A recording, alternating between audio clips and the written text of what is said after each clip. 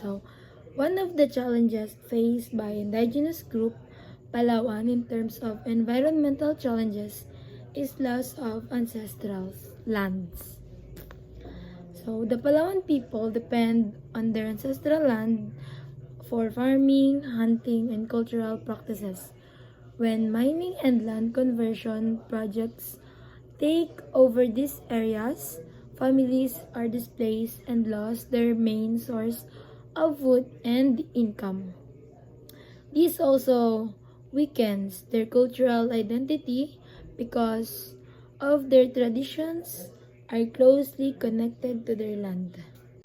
Next is mining activities.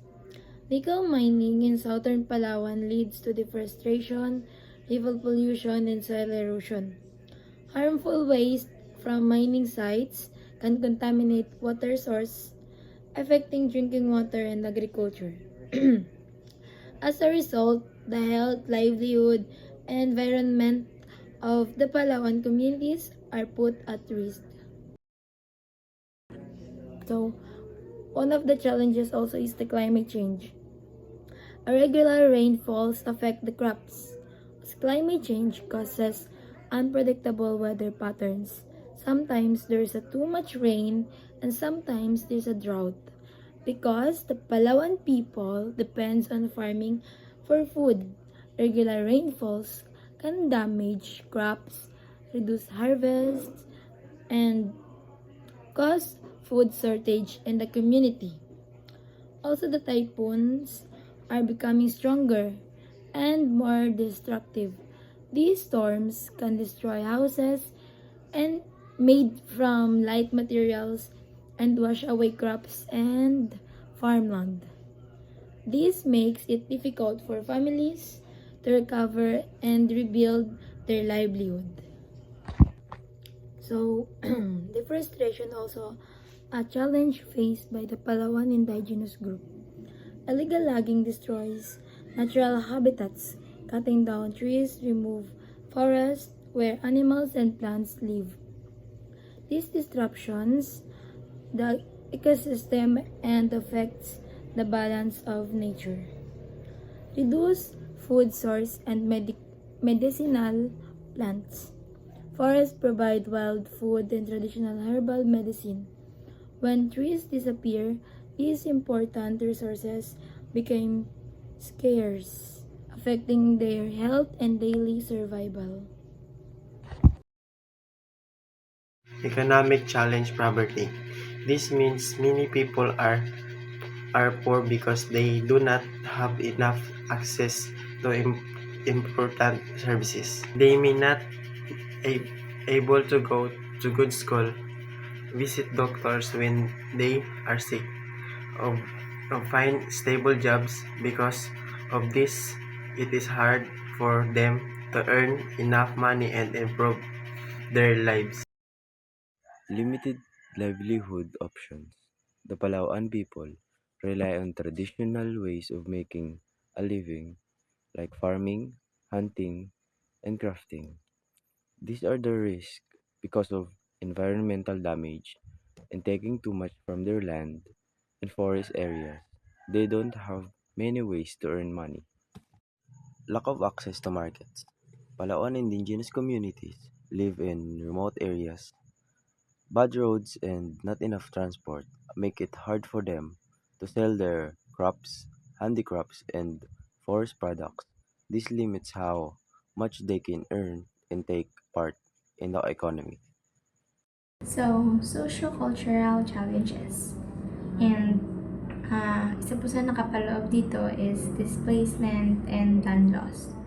So, displacement and land loss, influxes of outsider, mining project, and land grabbing directly threaten the ancestral domain, causing displacement and disrupting traditional livelihood system.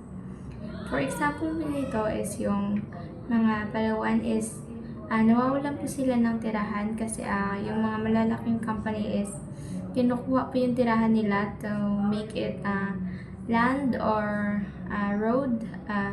So yung mga tirahan po nila is umaalis po sila doon kasi kinukuha po yun ng malalaking company para gamitin or gawing company.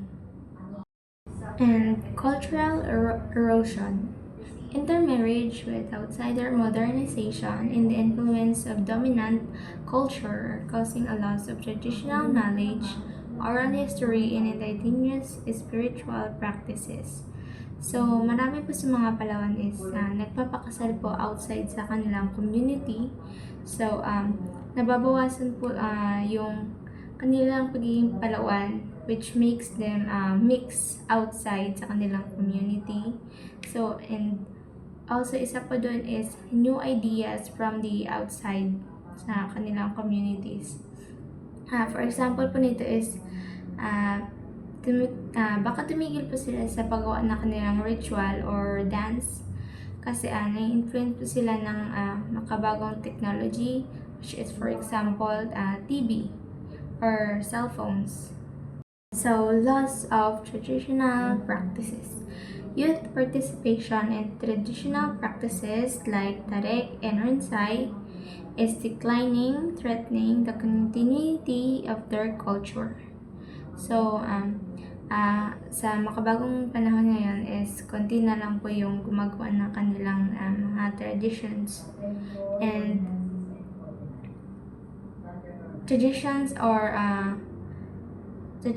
like Tarek, it means dance or ritual, and Ronsai means story or songs.